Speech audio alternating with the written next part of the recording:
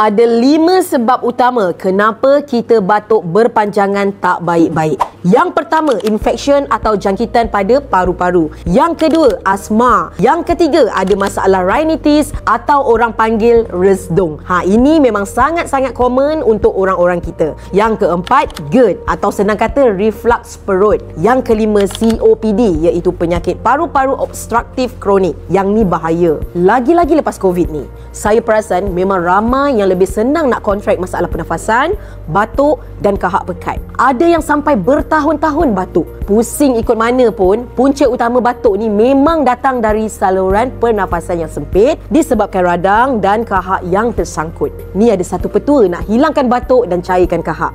Quds Al-Hindi. Quds Al-Hindi ni sebenarnya herba yang ada disebut dalam hadis dan digunakan sebagai perubatan pada zaman tu. Dia merupakan penawar untuk masalah berkenaan pernafasan. Kalau kita tengok dari segi saintifik pula, memang banyak manfaat dia. Dia ada kostenolide, dihydrocorticosteroid, eugenol, di mana kesemua khasiat ni buat Quds Al-Hindi bersifat antioksidan dan sangat efektif untuk melawan radang dan mencairkan kahak di saluran pernafasan kita.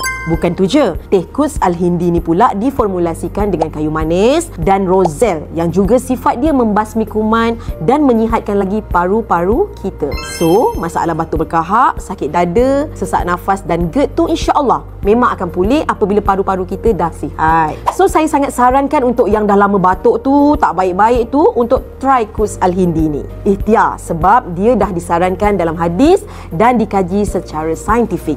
Best of both worlds, insya-Allah. Jadi, boleh klik butang shop now sekarang untuk dapatkannya. Semoga bermanfaat. Ya Hafizu ihfadni.